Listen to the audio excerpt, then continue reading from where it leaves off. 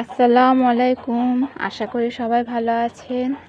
এক সপ্তাহ পর আবার চলে এলাম আমার ছাদ বাগানে গাছগুলো দেখতে এবং আপনাদের সঙ্গে শেয়ার করতে কেমন আছে আমার গাছগুলো। কিছু গাছ বসিয়েছিলাম নতুন, যে রয়্যাল গাছ, গাঁদা ফুল গাছ, এই যে ডাওয়াটা কেটে দিয়েছিলাম, বেশ ফরকি বার হয়েছে, ঝাঁকড়া হচ্ছে। এই যে ডাওয়াটা লাগিয়ে দিয়েছিলাম, এটা হয়ে গেছে। এই পর্তুলিকা গাছগুলো বেশ বড় হয়েছে। আমার মেহেন্দি গাছ, আমার মেয়ে মেহেন্দি পাতা হাতে লাগাতে খুব ভালোবাসে, ওর জন্যই গাছটা লাগানো, যে পাতা বেটে ওর হাতে লাগিয়ে দিতে পারবো। চন্দ্রমল্লিকা গাছ, এই যে ফরকি বার হয়েছে একটু, এই যে ওই ডগাটাও লেগে গেছে।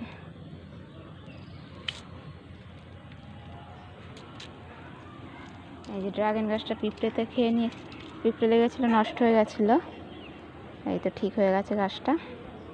এই যে বাড়িতে এসে দেখলাম আবার পিঁপড়ে লেগেছে, ওই জন্য একটু এই চকের গুঁড়ো ছড়িয়ে দিলাম, পিঁপড়েগুলো চলে যাবে। যে একজনা লেবু গাছ দিয়ে গেছে আমাদের, কি লেবু জানি না, বসিয়ে দিতে হবে।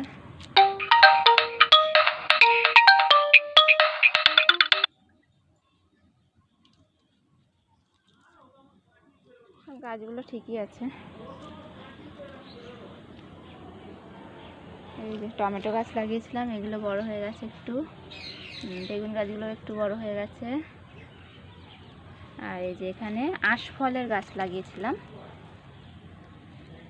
এই তো হয়ে গেছে, দানা থেকে গাছ বেরিয়ে গেছে।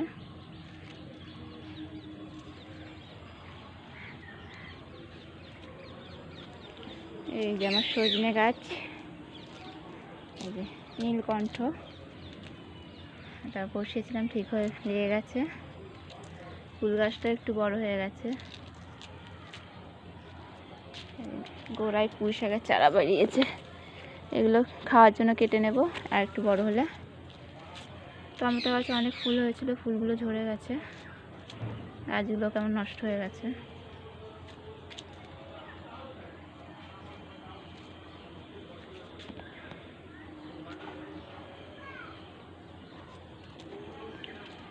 এই যে আমার একটা কচু গাছ, কচু গাছে কত লতি বার হয়েছে। গাছটা ঠিক করে বসানো নেই, তাও কেমন লতি বার হয়েছে দেখুন, কত বড় বড় হয়ে গেছে, একটা কত দূর চলে গেছে। এই যে গাছটা ঠিক করে বসাতে হবে।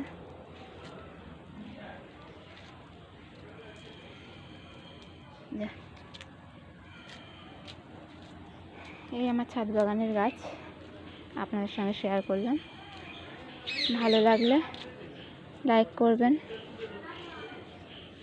কমেন্টে জানাবেন কেমন লাগলো আমার ছাদ বাগানের গাছগুলো আপনাদের, এবং ভালো লাগলে আমার চ্যানেলটাকে একটু সাবস্ক্রাইব করে দেবেন।